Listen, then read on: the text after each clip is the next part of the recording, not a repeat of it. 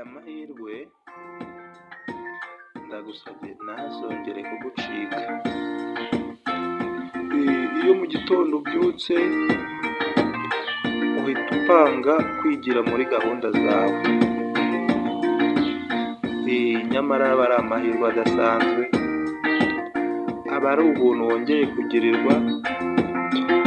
Hari benshi cyane baba bakeneye ayo mahirwe ariko bikarangira batayabonye.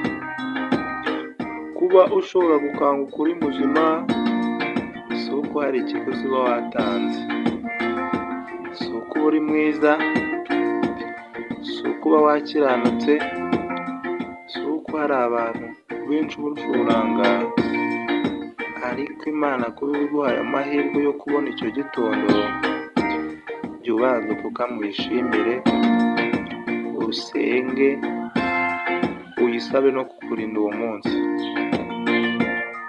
Buriya hari ibintu byinshi bibaza Imana, kuba iguhaye amahirwe yo kuramuka, buriya ibigira ngo ibyo wishe umunsi uvuyeho noneho ubitunganye muri ayo mahirwe uba ugize.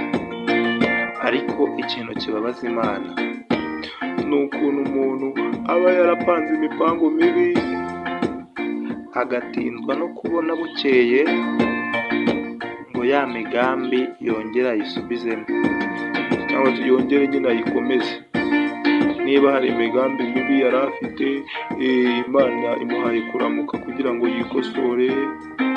Buriya kubera Imana dukunda ikatuma turamuka, ibigira ngo twikosore cyangwa se dukosore ibyo tutatunganyije ejo hashize, hanyuma ayo mahirwe tuba tugize yere gukomeza kuducika.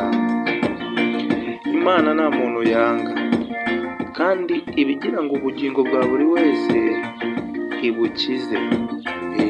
Ngaho unyumvira nyine nk'uwo muntu uba ufite imigambi agatindwa no ko ijoro ricya ngo ya migambi yari afite umunsi washize ayikomeze, kandi Imana imuhaye amahirwe yo kugira ngo ya migambi ayireke.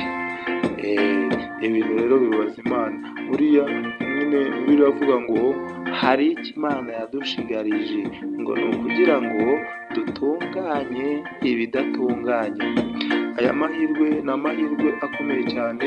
Nubona bukeye tumenya ko hari icyo Imana igushigarije, ibigira ngo utunganye ibyo utatunganyije. Utunganye ibyo utatunganyije, kuko hari benshi cyane baba babuze ayo mahirwe, cyangwa se baba baramutse babonye ayo mahirwe uba uri gupfusha ubusa, baba bayabyaza umusaruro. Nuko rero aya mahirwe ntazongere kugucika.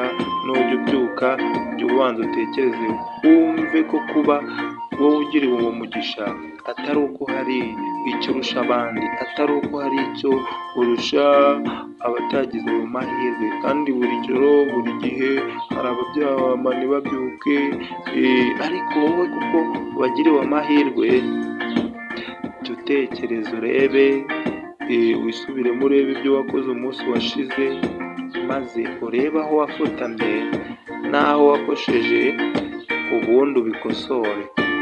Ndagusabye rero aya mahirwe ntakagucike kuko ari ingenzi cyane. Nuko rero aya mahirwe ntazongere kujya abacika, kuko nayo ari mu byo muzabazwa. Gupfusha umwanya ubusa, usanga nyine utari gutekereza ngo wumve ko hari ibyo wishe cyangwa wangije, maze ufate umwanya wo kubikosora, ngo ni bibi cyane. Kuko aya mahirwe ni amahirwe atajya abona buri wese. Nubwo rero abantu bamwe baba bumva ko ari ibisanzwe, ariko burya umunsi uba ari umwe wo kugira ngo amahirwe y'umuntu arangire. Ndabakunda cyane rero, nagiraga ngo mbabwire amahirwe buri muntu wese aramukana, maze uzajya abishaka ajya atekereza aho Imana ibimukuye, atekereze kuri ubwo buntu bw'Imana, atekereze kuri izo mbabazi z'Imana maze bimubere